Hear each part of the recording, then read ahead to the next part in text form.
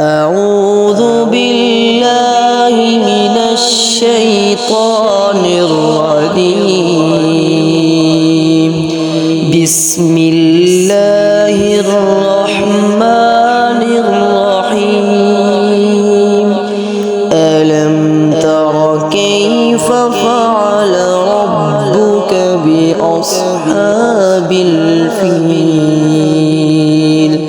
ألم يجعل كيدهم في تضليل وأرسل عليهم طيرا أبابيل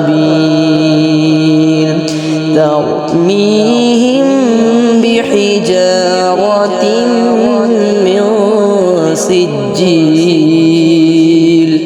فجعلهم كعصف مأكول.